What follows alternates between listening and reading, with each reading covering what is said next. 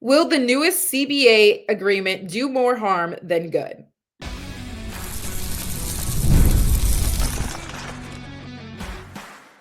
You are Locked On Women's Basketball, your daily podcast on women's basketball. Part of the Locked On Podcast Network, your team every day. Hello, everyone. Welcome to Locked On Women's Basketball. I'm Aliyah Butler. Joined alongside me is Sophia Jones. Today's episode is brought to you by Game Time. Download the Game Time app, create an account, and use code LOCKEDONNBA for $20 off your first purchase. Looking ahead of what we're going to discuss today, I lied to everyone yesterday. We are going to get into the top 10 cities for women's sports.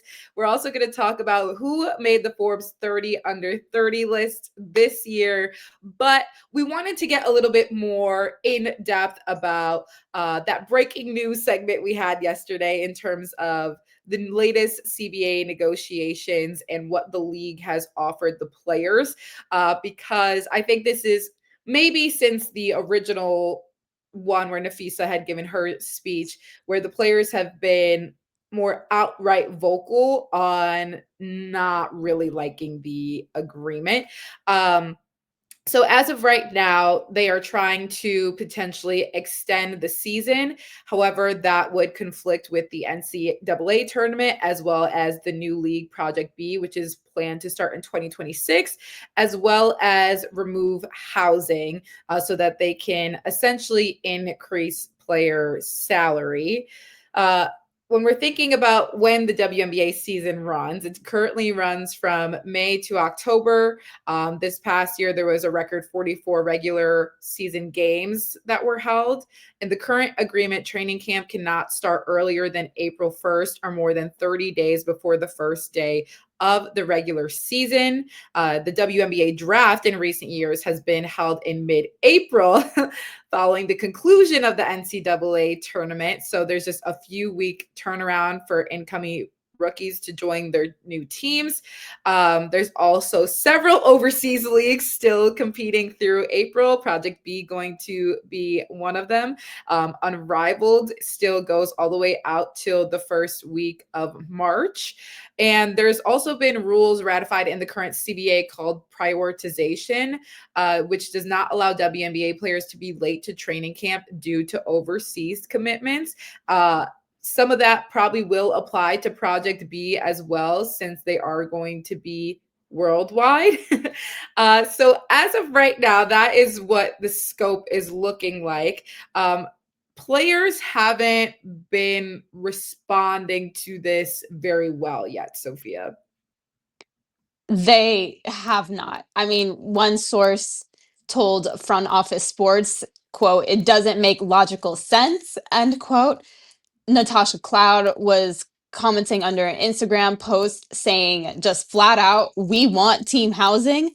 This makes no sense for our younger players, for the players that get cut and are stuck in leases instead of teams that bring in replacement players, nor for players in bigger markets, let alone talking about player safety in safe areas. At WNBA Commission, we want a girl's girl." And Brianna Turner of the Indiana Fever also said on social media, quote, "Housing should be a priority, not just to maintain the best on-court product, but also in terms of player safety," end quote.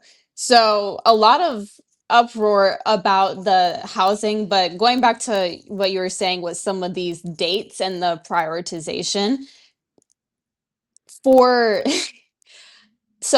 just a couple of key dates. This year, the NCAA Women's Tournament will start on March 18th, and the Final Four will be April 3rd and April 5th. This newest CBA proposal is talking about having training camp as early as mid-March, so there would be a direct overlap right then and there. And for a league currently also running like EuroLeague, they begin October 8th and it will be going through February 4th for the regular season. The knockout stage will begin February with a championship game on April 19th, 2026. And so these dates also coincide with a lot of domestic leagues that WNBA stars compete in. So in Europe, you compete in the you compete in the EuroLeague, which is against different countries, and then your domestic league, which is within your own country. So, for example, like the Turkish Women's Basketball Super League, it will end this year in May 2026. And a lot of WNBA players compete in that league, such as Gabby Williams, Kayla McBride, Julie Allman, Ileana Rupert, et cetera, et cetera. So this prioritization is definitely going to come to effect. And I'll find it very interesting to see how all of this will be navigated, because so many players, as of right now, are going to miss time. So they even have the option right now potentially to not even, or to choose the WNBA and prioritize them over their European clubs. And I think what you just said raises the question of, are players going to prioritize the WNBA at this rate? I think some of the most interesting aspects of this are finding out what certain players want to do. We obviously see the amount of players that have gone on to sign with Project B. I'm sure there will be more coming along the way, especially maybe if CBA can't be worked out. They might consider joining Project B and maybe just going off of that and then playing in other leagues that they're interested in. But I feel like some of the first players that always come to mind, in my opinion, who, aren't playing in these separate leagues that we see as of right now, are an Asia Wilson, a Caitlin Clark. As that's the face of the WNBA, in my opinion, right now. When you're thinking of just some, obviously there's a lot more that goes into that. But these are two players that have not played in Unrivaled, have not joined a Project B, who, have done Team USA, but the WNBA is realistically where they shine most. That is where they play, is within the WNBA. So there has to be, we hope, there has to be a season no matter what. But when we're looking at the amount of players that may remove themselves from the WNBA could be brought into question. Do they feel like having to deal with that in terms of housing, especially when we're thinking of some players that, maybe don't have the largest name on the roster? We go back to some of the players mentioning that, it's for their safety. It's for consideration of players that don't make the team or get cut. Those cuts can happen very late in the season as well. And then you're kind of stuck to a lease in a place where you're not supposed to be anymore. There's players that are signed to 10-day contracts, brought from overseas. There's a lot that goes into the housing aspect of things. So you have to have, in my opinion, I feel like you have to have that option available to players to consider the on-court, the overall on-court presence of, if you're worried about what you have going on and like where you're living, what you're doing, it's a mental toll on you no matter what. And we're thinking of all these other things in terms of, like charter flights, all this other stuff that players have included in the CBA, is so they don't have to worry about those additional stressors. And then on top of it, maybe extending the season and now interfering with college play and other overseas play. I would like to hear a little bit more of an explanation as to the most sound reasoning that they presented this one. Yeah, and in this recent proposal is also the one that they say base supermax could be up to $1 million, with, in a combination of revenue shares, could go up to 1.2 million. And so when people saw that figure, it's all good and fun, but essentially when you are also considering the housing costs that these players are going to have to pay out of pocket, and potentially a lot of money that they would be losing out on if they do choose to play in the WNBA over an overseas league, that essentially renders the pay raise benign. So I think that the WNBA is really going to have to step up these negotiations and make sure that they're on the same page with the players if they want to still be seen as the premier league in women's basketball. Because right now, there are a lot of incentives to some of these overseas competitors. Absolutely. We will keep you guys updated on what we hear about CBA and relay that information back to you. Coming up, we're going to talk about who made the Forbes 30 under 30 list this year. The World Cup is coming to North America for the first time since 1994, and with 48 teams for the first time ever. It's going to be massive, but let's be honest, getting tickets is usually the hardest part. That's why the Game Time app is so clutch, finally giving fans a real advantage when it comes to snagging seats. With Game Time, you can track price drops in real time, get alerts when great seats open, and buy tickets the moment they hit the app. It puts the power back in your hands and makes going to the World Cup realistic instead of impossible. I like it because you pull up the app and the layout makes it so simple to scroll through matchups and compare seat views.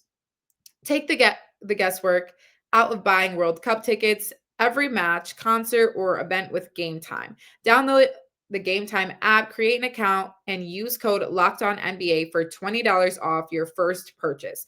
Terms apply. Again, download the app, make an account, and use code LOCKEDONNBA for $20 off. Swipe, tap, ticket, go, Game Time.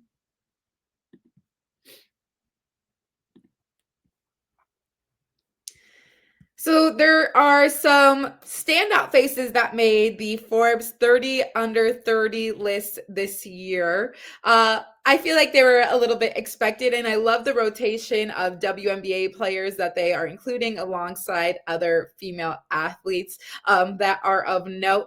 But two that from the WNBA that made the list this season include Paige Bueckers and Aliyah Boston. They were chosen, obviously, because Paige Bueckers is that girl, and so is Aliyah Boston. But besides that obvious point, they begin by highlighting Paige with her on-court achievements. Obviously, she has won All-American honors. She just led UConn to a national championship last season before being the first overall number one pick in the WNBA draft, and then going on to win WNBA Rookie of the Year award with the Dallas Wings just a few months later. However, she also has some significant off-court opportunities, part of it being pop culture and business success, noting her equity stake in Unrivaled Women's Basketball, endorsement deals with Nike and DoorDash, and her now reported role upcoming Apple original film Jess and Pearl, which is essentially a basketball film, but that's supposed to be coming up with some interesting guest stars that are going to be in it. Aliyah Boston was chosen, was the WNBA's first overall draft and pick and Rookie of the Year back in 2023, and has been selected for the All-Star game in each of her 3 pro seasons. In 2025, she helped lead the Indiana Fever back to playoffs even after injuries limited essentially the whole team. And she also is an investor in the NWSL expansion team, the Boston Legacy FC, and hosts a podcast with WNBA legend Candace Parker. And this is just a little bit of a side note, but I just love Aliyah Boston's buy-in to being the brand of Boston. Like, there is nothing better for that. It just makes so much sense. And does she have a huge correlation to Boston besides it being her last name? I don't think so. But whatever works, girl. I'm here for it. But it's really exciting to see those 2 names make the list, especially being so young. Obviously, it's 30 under 30. But when we're looking at just how old Paige and Aliyah Boston are, Aliyah Boston is only 23 years old and Paige is 24. So basically, Sophia, what they're telling us is that we're the same age as them and we need to step up our game and just be a little bit better. I mean, it's so hard not to watch what any of these women in the WNBA are doing and not feel immediately inspired or even allow the other female athletes that were featured on this 30 under 30 list. But I think especially that the Paige one, not surprising. She's omnipresent in the media today. I feel like every time I'm on social media, I'm either seeing where's Paige at? Is she overseas at some football match with Arsenal? Is she playing at UConn? Is she at a American football game in Texas? Is she, or I'm getting some kind of commercial that features her in it? She has just been everywhere pursuing a lot of these business endeavors. And when you're highlighted by a company like Forbes, it's really not just because you're on court impact, but I think they really look at your off court impact as well and just how influential you be. And Paige, so deserving to be there. Aliyah Boston, so deserving as well. She's really been taking leaps in her game on the court as well. I mean, I felt like this past season she expanded her game and not just going strictly back to the basket, but stepping out a little bit, doing a bit more face up, maybe put it on the ground 1, 2 dribble times. But like you said, I love that she has been an investor in this Boston Legacy FC, her podcast alongside Candace Parker that has definitely turned some heads throughout the course of the WNBA off season and season. So these are both players that I can continue to see their trajectory just skyrocket both these in both ways, basketball and any business endeavors that they decide to take on. But I love that they're both really cementing themselves in the women's sports space off the court, like Paige with her role in the Apple original film and Aliyah Boston being a part of the investment group for the NWSL team. I think I really enjoyed that piece of it too, because they can invest in anything if they really wanted to. If they want to be a co-owner of an NFL team now, like who's to say that they can't? Especially with some of the endorsement deals that Paige is getting. I know that Nike money looks good. However, I love that they have a collective buy-in to continue pouring into women's sports and not just basketball. I'm sure soon we'll see some of them trying to get little pieces of, now there's going to be a pro baseball league. Obviously, pro softball is starting to expand a little bit more. So is pro lacrosse, all of these within the women's spaces. And the WSL just looking really strong the past couple of years. I think they're growing right alongside the WNBA, which is so heartwarming to see. Was I ever good at soccer? No. But do I love watching it? Yes, because I'm just like, this is so impressive that you have the skill and coordination to do this. But this is a different topic for a different day. Some players that have made the list previously: Nafisa Collier, Caitlin Clark, Angel Reese, Asia Wilson, Flau'jae Johnson, and Sabrina Ionescu have all seen the top 30 under 30. But Sophia, some players that we could potentially see make the list in the coming years. Who are a few of those that you could see here? Off the bat, AZ Fudd, she is already in college. I think her jersey sales are some of the most across like any sport in college, just NCAA period. So I think she's definitely going to be there, especially with the way that she also has her podcast and pours into a lot of the women's sports around her. Another person that I could see up there would be Juju Watkins. You talk about having on and off court impact. She was also recently an investor.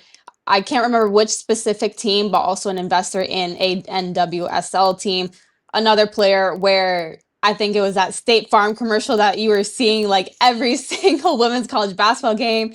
And she's like, "Oh, you need good juju?" And I was like, that is perfect. I love a good pun. And another person I honestly could see potentially in the future on there will be Kiki Iriafen, just because she seems like a very well-rounded person, not only on the court, but off the court. She has that Stanford and USC education, and she has kind of modeled a lot of her, I guess, brand of being almost like a mogul in general. So those are three players I could see coming on in the future. I agree with your list. Obviously, AZ, I love the Fud Around and Find Out podcast. You talk about a good pun. Like, I eat that stuff up. I'm like, yes, this is brilliant. Keep going with this.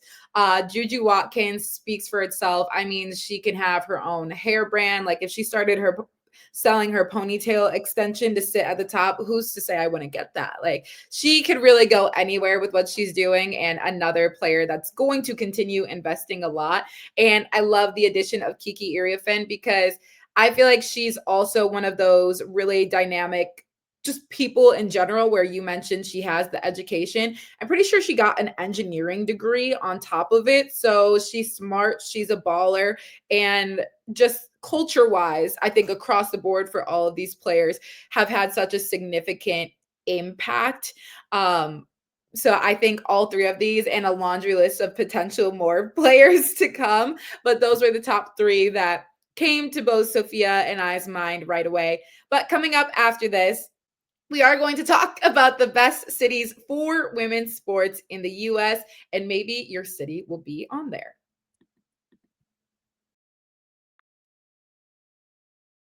What if sports were traded like markets? Now you can put your sports IQ to work in real time with Robinhood prediction markets.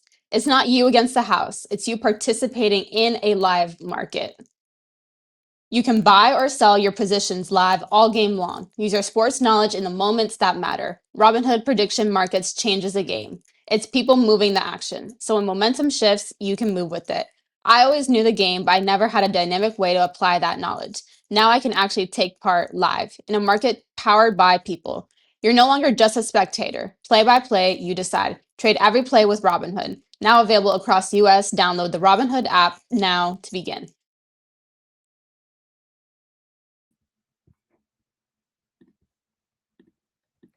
Okay, so this long-awaited list of which cities have the are basically the best cities for women's sports, have the best fans, and unfortunately, I am losing to Sophia in this. We won't talk about it too much.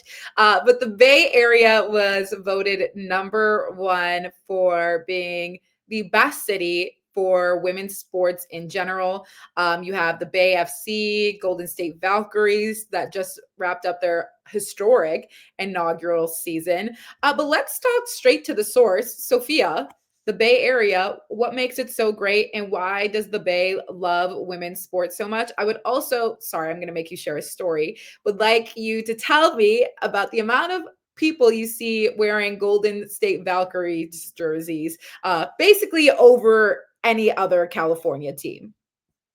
Yes, I mean, honestly, just off the bat, the San Francisco Bay Area is such a hotbed for open-mindedness and is a very progressive area, which coincides right along with women's sports and just opening their arms towards accepting these powerful women.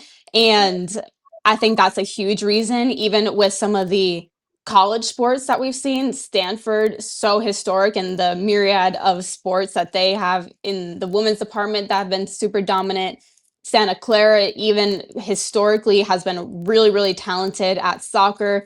You UC Berkeley, so the California Golden Bears, they've always been pretty dominant and a centerpiece in women's sports. So it's just from all levels, even the grassroots. I think you look at, I'll throw out a specific high school, but Archbishop Midi, if anyone is familiar, produces a lot of WNBA and Division One players. Haley Jones, for example, went there. So it's just from top to bottom, Bay Area has the women's sports game on lock. And I think, like I said, it really starts with that level of open-mindedness.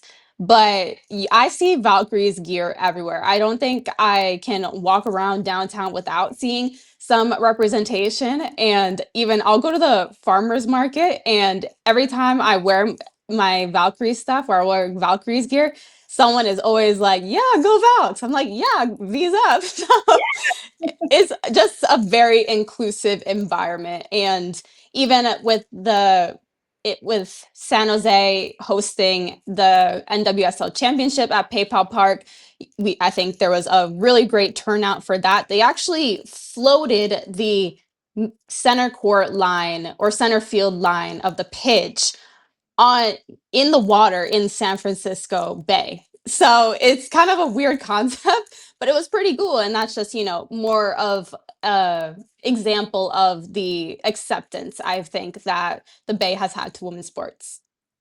We love to see it, even though you're beating me on the list. I'm obviously always a supporter of anybody else who is supporting women's sports. Second on the list is actually Minneapolis, WNBA and their professional hockey league. So the Lynx and the Frost. I love that name. But respectively, very good teams. Obviously, the Lynx are the Lynx. No need for explanation there. However, in terms of NCAA market within Minnesota too, the University of Minnesota has one of the best women's hockey teams, as well as one of the best fan atmospheres. So that makes for a significant portion of why they were voted at second. Number 3 is going to be Seattle, which is exciting when we're thinking of the WNBA scape because they are having an expansion team there. So they have made the list. They're within the top 3. Sorry, I meant the next one, not Seattle. Seattle has a storm. I meant Portland, which is at number 4, who are going to have the addition of an expansion team this year. That's why I was excited. Sorry, all the same place in my head for some reason. I don't go to the West Coast often. I'm an East Coast and Midwest person. But speaking of the East Coast, New York was rated 5th for supporting women's sports. And I mean, I feel like if you see the amount of stars that pop out for the games in New York, it makes a lot of sense. Los Angeles has made the list too. They are at number 6, which again is also really exciting to see because these are 2 of the top media markets that we're talking about as well. So that means not only are people rolling high for these teams, but they're also ideally getting a significant amount of coverage based on the areas that they're in. Boston, another place that has significant hockey leagues as well. Northeastern has a really good hockey team. They're coming in at number 7. Indianapolis coming in at number 8. I think we all saw the city and honestly state of Indiana rally behind Caitlin Clark, and she was significant in kind of the trajectory and climb to the list. As well as Kansas City, which may have come as a little bit of a surprise. I think of the Chiefs a lot. The Chiefs and Taylor Swift are basically what comes to mind when I think of Kansas City. But they've had a really good run so far, especially with their professional soccer team there. And then at number 10 is me, Chicago, who is actually tied with Washington, D.C. And I just so happen to have gone to school in D.C. for a little bit. So technically I get both of those spots. So I'm okay with that being a tie for me. Chicago has really rallied behind the Sky. And I know the Sky didn't have a winning season these past couple of years. We'll say it like that. But the amount of fans that still came out to support, they love the Sky. Like there's people will sometimes ask me like, oh, is it hard to cover the team? Like maybe when they're not winning as many games. And I always say no, just because there's always something going on. We obviously have some very significant stars on the team, but also just the atmosphere and environment of a Chicago Sky game. I had people come to a Sky game that have never gone to any one of them before, just because, I'm there now. And they said they have had so much fun and they've never experienced a game like that before.